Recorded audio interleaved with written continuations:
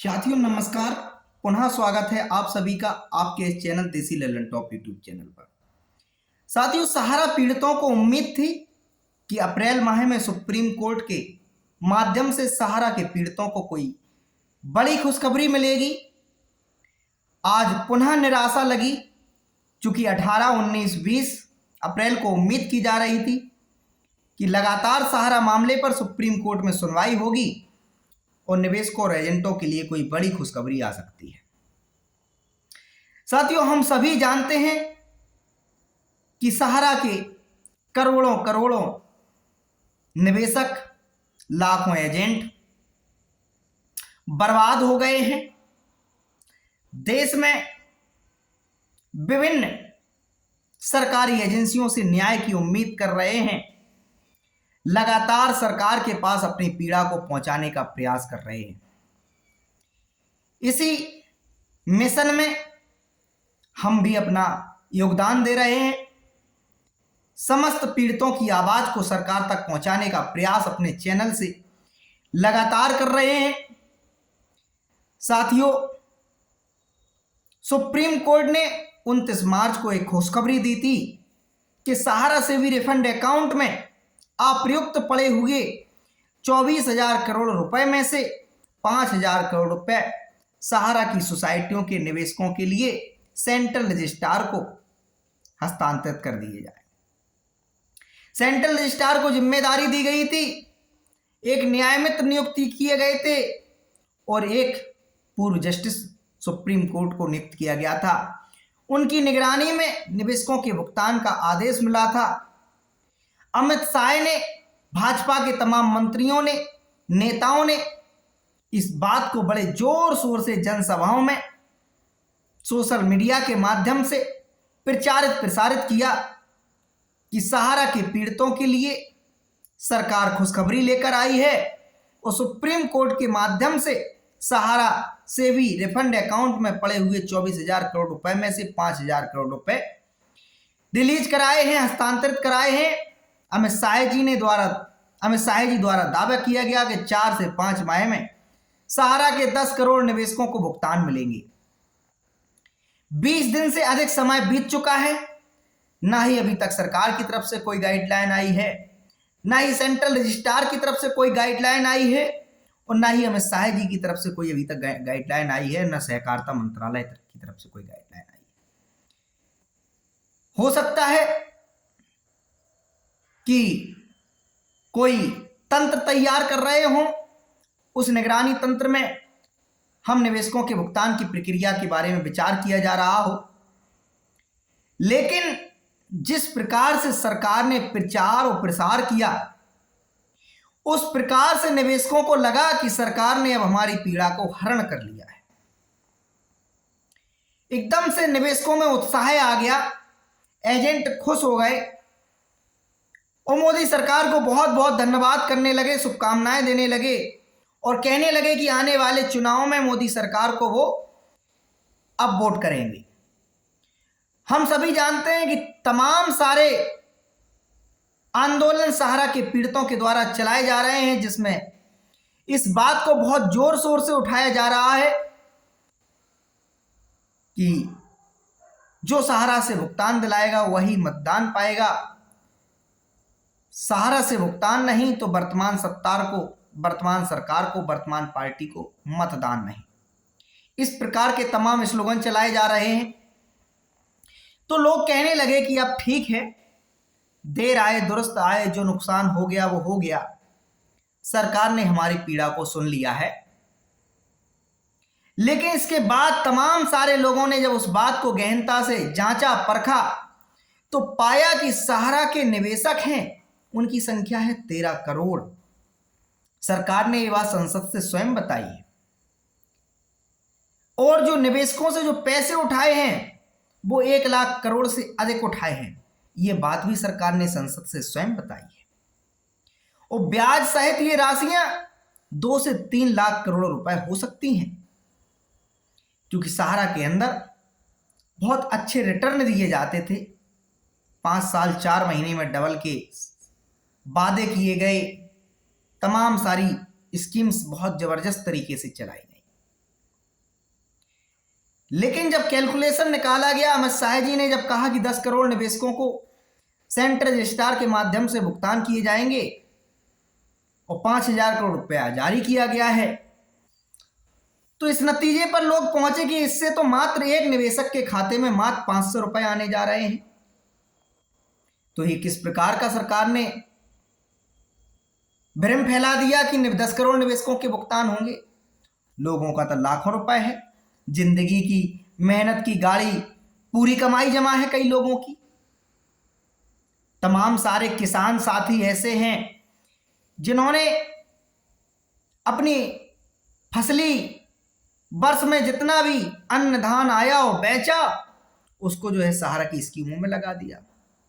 तमाम सारे हमारे फौजी भाई ऐसे हैं जिनकी तनख्वाहें आई, सैलरी आई, उन्होंने सहारा में लगा दी। मजदूर साथी ऐसे हैं जो 100, 200, 300, 400 रुपए प्रतिदिन पे जाते हैं और 50, 20, 100 रुपए सहारा में निवेशित करते रहे और बाकी का खर्च कर दिया। तो अधिकांश जो निवेशक हैं वो मध्यम वर्गीय हैं, गरीब परिवारों से हैं, किसान हैं, मजदूर हैं, तो गांव देहात के रहने वाले हैं अधिकांश जो निवेशक हैं। और लोगों के बीच में जब इस बात को पहुंचाया गया कि नहीं, सरकार ने गलत बात रखा है कि 5,000 करोड़ रुपए से कुछ नहीं होने वाला है, मामला 2 से 3 लाख करोड़ का है, मात्र सोसाइटियों से 86,000 करोड़ रुपए सहारा ने जुटाए हैं। उस पर भी साथियों अभी तक 20 दिन बीत जाने के उपरांत भी कोई गाइडलाइन नहीं आई है।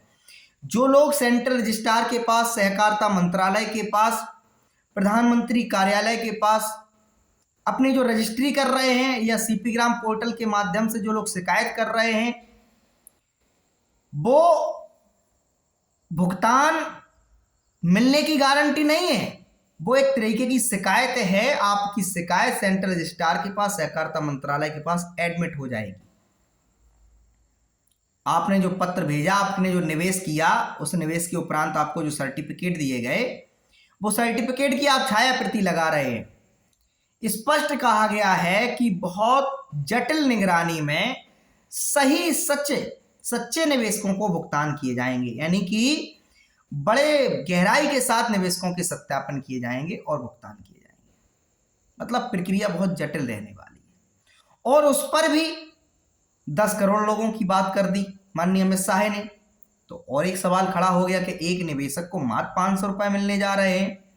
यदि 500 नहीं मिलने जा रहे हैं, पूरा ब्याज सहित पैसा मिलने जा रहा है, तो क्या छोटे निवेशकों का मिलने जा रहा है, या फिर जिनके परिपक्वता अवधि खातों की बहुत पहले समय पूर्ण हो गई, उनको मिलने जा रहे हैं।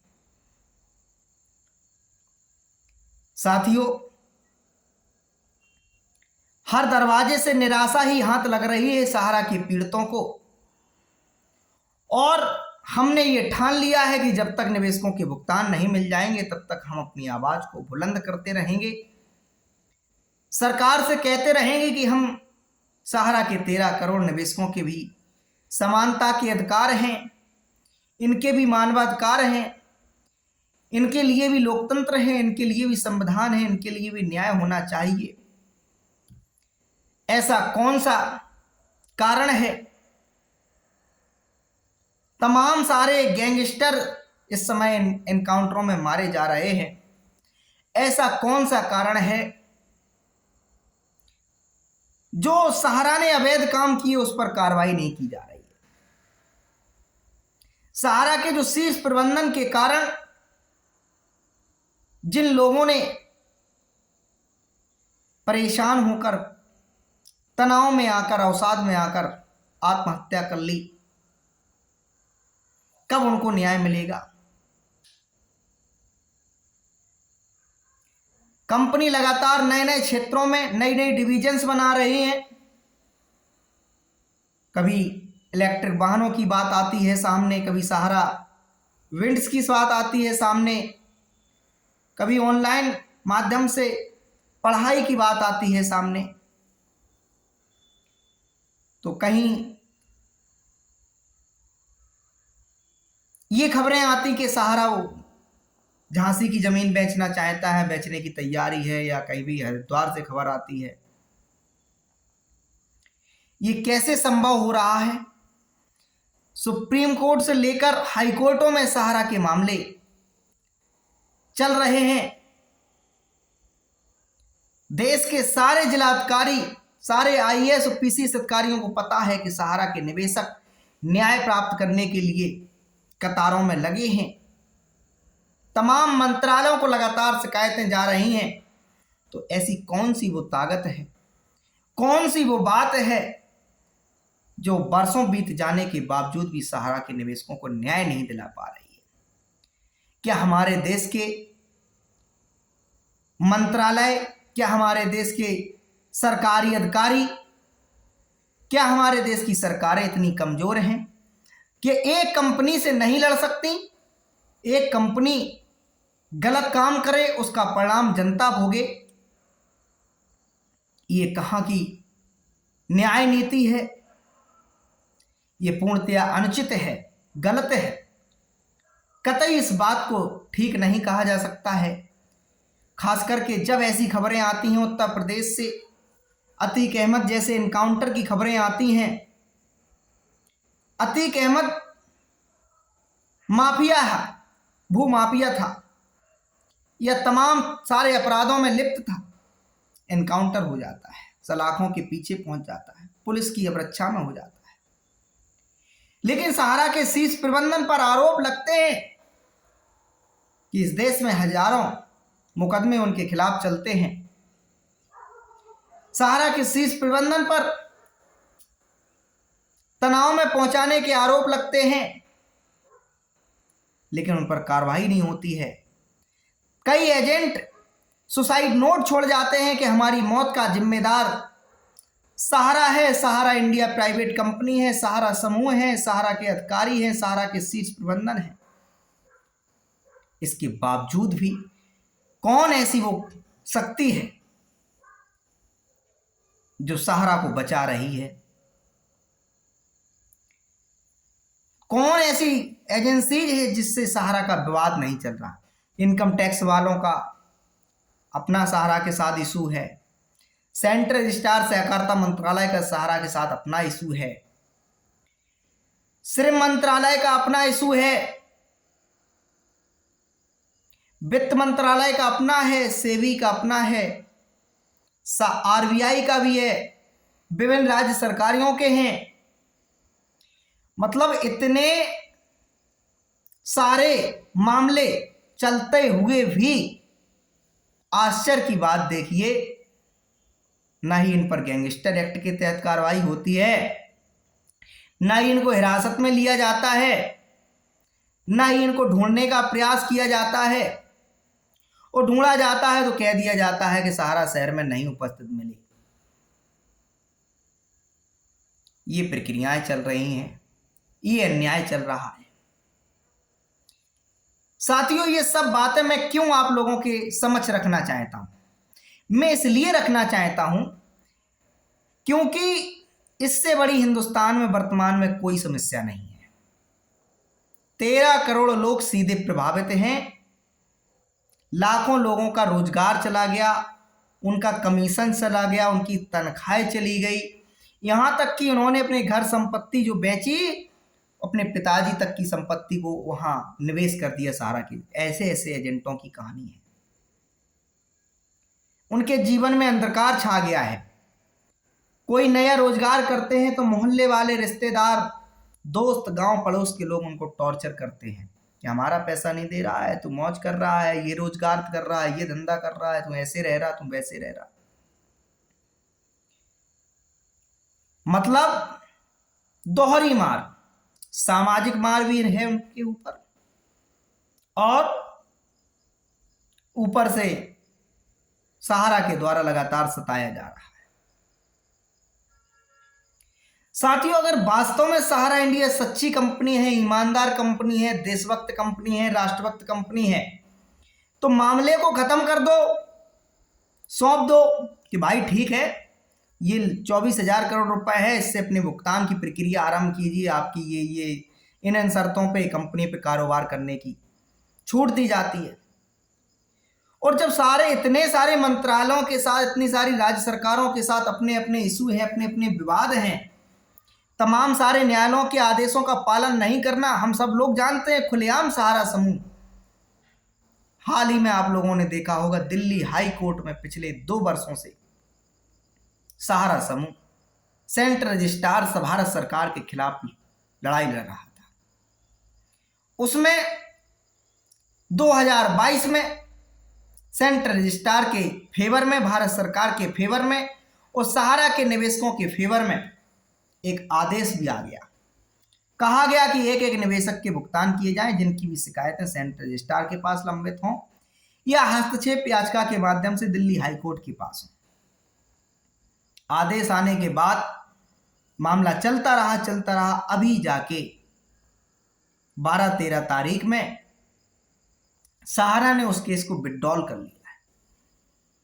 समझ सकते हैं उसमें कितनी निवेशकों ने मेहनत की होगी, कितने एजेंटों ने मेहनत की होगी। हालांकि निवेशक तो बहुत कम पहुंच पाए होंगे, एजेंट ही पहुंचे होंगे। दिल्ली हाईकोर्ट में जाकर अपना वकील खड़ा किया, हजारों आवेदन वहां पहुंच गए, हस्तक्षेप आवेदन पहुंच गए, वकील खड़ा किया, वकील को पैसा दिया, दिल्ली जाने आने में टाइम खर्च किया, पैसा खर्च किया, कर्ज लेकर जाकर वकील को खड़ा किया और सहारा ने एक झटके में उस केस को विथड्रॉल कर लिया गया।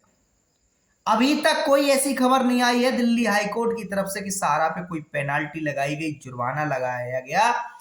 माननीय न्यायालय का समय खराब किया, इसके बावजूद भी कोई अभी तक ऐसी खबर नहीं आई कि उन पे बड़ी कार्रवाई की गई। उन्होंने विथड्रॉल कर लिया, सारी जितनी भी वहां याचिकाएं पड़ी थी सब डिसमिस हो गई। समझ सकते हैं किस प्रकार से खेल खेला गया। इस बात को आप लोग समझ लीजिए कि सरकार अगर ये कह भी दे कि पूरा सहारा से भी रिफंड अकाउंट में पड़ा हुआ 24,000 करोड़ रुपए सहारा के निवेशकों का भुगतान होगा इससे, तब भी सभी निवेशकों को न्याय नहीं मिल सकता, सभी एजेंटों को न्याय नहीं मिल सकता, क्योंकि मामला तो 2 से 3 लाख करोड़ रुपए का है। तो 24,000 करोड़ रुपए में क्या होगा? अब सरकार कहेगी उनके पास संपत्तियां हैं, हम बेचेंगे, कुर्क करेंगे, नीलाम करेंगे। अगर कुर्क करेंगे, नीलाम करेंगे तो 24,000 करोड़ रुपए से भी पिछले 10 वर्षों से माननीय सुप्रीम कोर्ट के आदेश के बावजूद भी नहीं वसूल कर पाया। लिक्विडेटर नियुक्त कर दिए गए, एमबी वैली की तमाम सारी प्रक्रियाएं की गई बेचने के लिए, हजारों करोड़ रुपए की एक टाउनशिप नहीं बेची जा सकी। फिर इतना बड़े सहारा समूह को बेचने के लिए कितने वर्ष, 10 वर्षों में 24,000 करोड़ रुपए जिनको जिम्मेदारी दी गई थी सहारा से वसूल करने की, नहीं करा सकी। वहां माननीय सुप्रीम कोर्ट का सीधा आदेश था, इसके बावजूद भी। और यहां तो 2 लाख करोड़ रुपए से का मामला है। इस मामले का एक ही निदान है मित्रों, सहारा के निवेशकों के लिए, सहारा के पीड़ित एजेंटों के लिए सरकार एक राहत पैकेज, बजट पैकेज जारी करे। यही एकमात्र निदान है। उस राहत पैकेज से, उस बजट पैकेज से निवेशकों के भुगतान स्टार्ट किए जाएं, प्रारंभ किए जाएं और वहां सहारा समूह की संपत्तियों को बेचना प्रारंभ किया जाए। देश के औद्योगिक घरानों को बुलाए सरकार और कहे कि सहारा के पीड़ितों के लिए हमने एक बजट नियुक्त कर दिया है, अब इस बजट की पूर्ति हमको करना है, तो आप लोग इन संपत्तियों में अपनी अपनी सहमति दिखाइए, कौन सी संपत्ति किसको लेना है। और चूंकि सर्किल रेट से संपत्ति लें, क्योंकि जनमानस से जुड़ा हुआ, जनहानि से जुड़ा हुआ मामला है। अब बहुत सारे लोग यहां एक बात को पूछने लगते हैं, कहते हैं कि सरकार क्यों 2 लाख करोड़ रुपए का बजट पैकेज देगी। साथियों, सरकार इसलिए बजट पैकेज देगी क्योंकि देश के अंदर यदि कोई कानून व्यवस्था बिगड़ती है तो उसकी जिम्मेदारी हमारी सरकारों की होती है। सरकार का धर्म है कि जो उस समय क्षति हुई उसकी पूर्ति करे। कभी कभार आपने देखा हो भूकंप आते हैं, जल प्रलय होती है, अग्नि प्रलय होती है, सरकार वहां अपना योगदान देती है, सहायता उपलब्ध कराती है। तो इस मामले में सीधा सहायता उपलब्ध कराए जाने की आवश्यकता है। इसलिए है क्योंकि यह मामला बहुत बड़े लोगों का नहीं है, सहारा के लोगों में अधिकांश निवेशक 90% निवेशक मध्यम किस्म परिवार के हैं, गरीब परिवार के हैं, किसान हैं, मजदूर लेबर वर्ग के हैं, गांव देहात के रहने वाले हैं, कम जागरूक हैं, कानूनों की उनको अधिकांशतः जानकारी प्राप्त नहीं है। साथियों, आज की भी तारीख टल गई और तारीखों का खेल तो हम सब देख रहे हैं कि न्यायालय प्राप्त करने के लिए जहां भी जाते हैं निराशा ही मिलती है। दिल्ली हाई कोर्ट में गए, वहां निराशा मिली। सुप्रीम कोर्ट में भी बहुत सारे निवेशक हैं, लगे हुए हैं कतार में, तारीख नहीं मिल पा रही, उनके मामले लिस्टेड नहीं हो पा रहे हैं। तमाम लोगों के मामले तो एक्सेप्ट ही नहीं होते हैं। हाई कोर्टों में जाओ तो बहुत सारे जगह पर कह दिया जाता है संबंधित अथॉरिटीज के पास जाइए, संबंधित के पास जाते हैं, सेंट्रल रजिस्ट्रार की कोई देख रहे हैं 5,000 करोड़ रुपए जो जारी भी हुआ, उसका भी अभी तक सिंगल एक देश में निवेशक ऐसा नहीं है जो कह सके सेंट्रल रजिस्ट्रार से हमारे पास 5,000 करोड़ रुपए जो आए थे उससे भुगतान आ गया। अभी क्यों? उसके लिए निगरानी तंत्र ही अभी तक तैयार नहीं हो सका, उसकी कोई सार्वजनिक सूचना ही जारी नहीं हो सकी। बस सरकार कह देती है, हम लोग बिना अध्ययन किए, बिना गहराई में जाए उस बात को करने लगते हैं।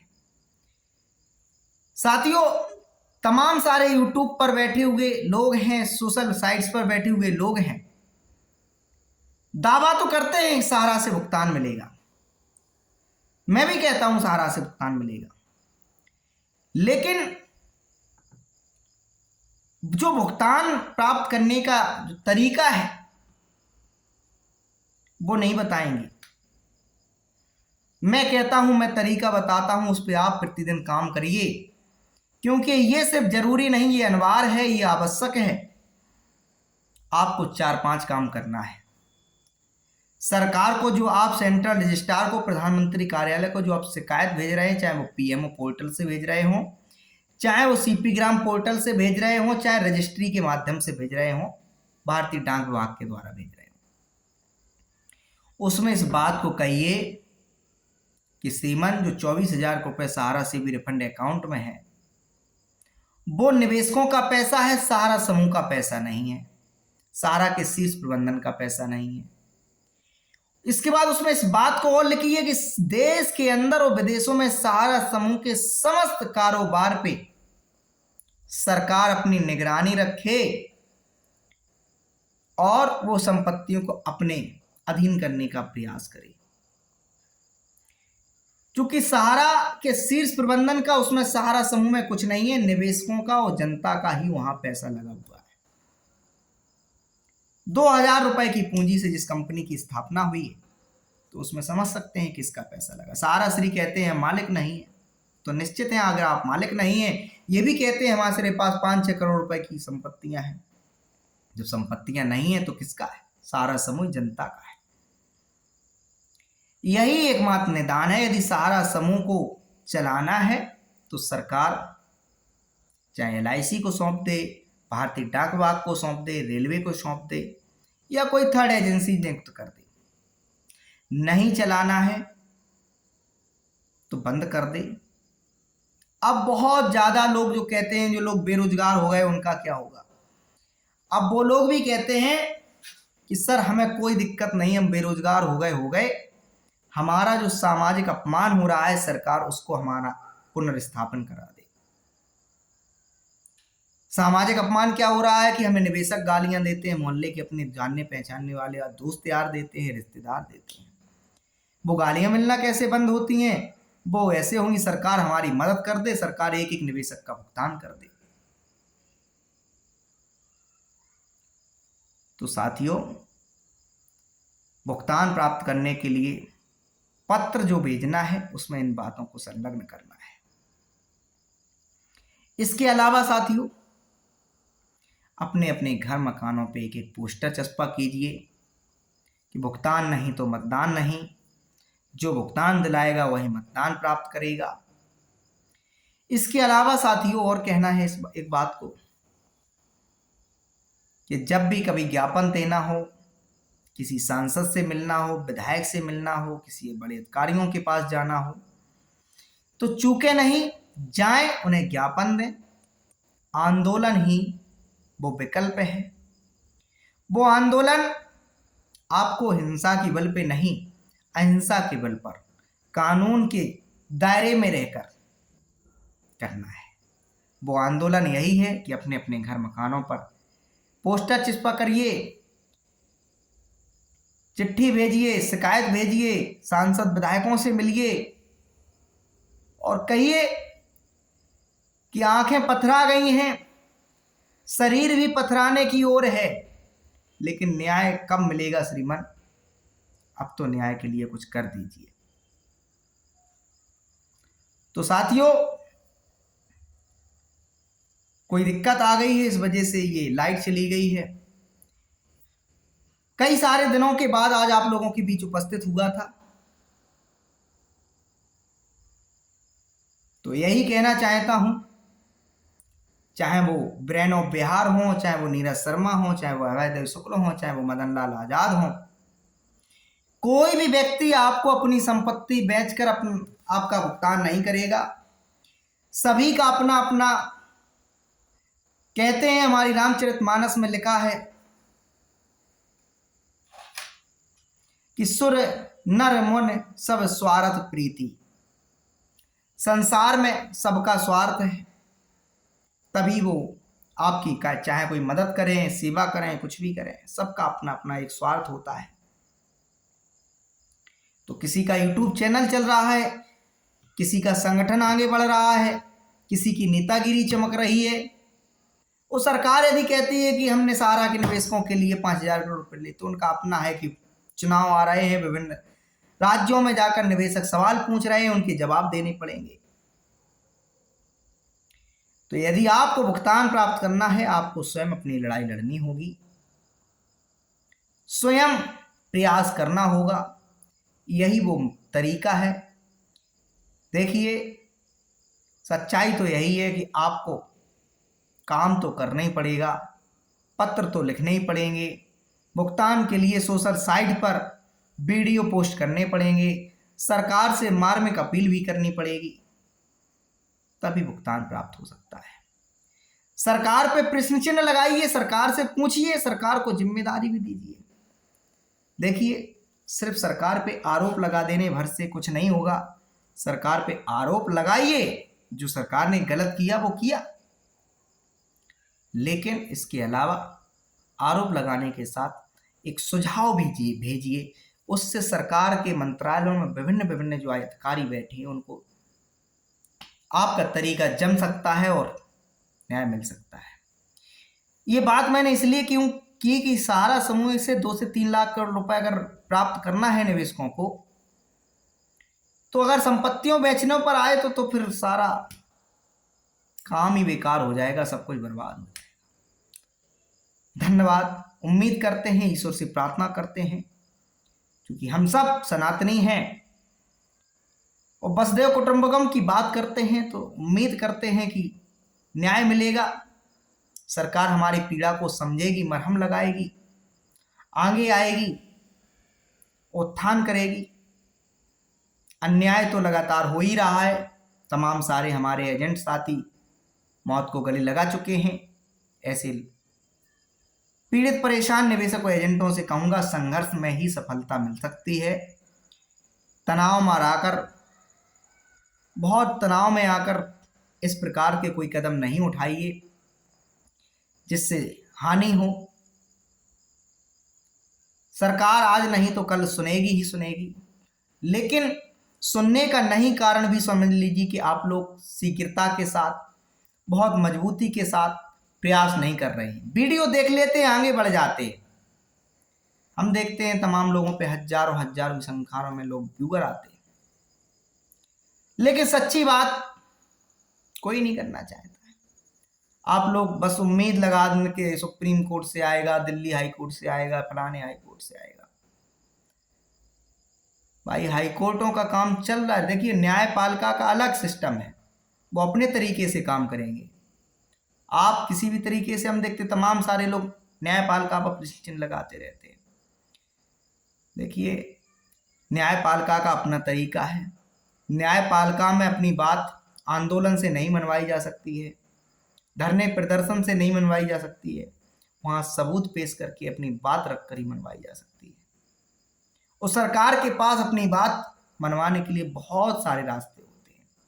सरकार पर एक ये भी दबाव होता है कि कहीं ये लोग हमारे विरोध में चले गए तो हम सत्ता से बाहर चले जाएंगे। धन्यवाद साथियों, उम्मीद करते हैं वीडियो पसंद आएगा।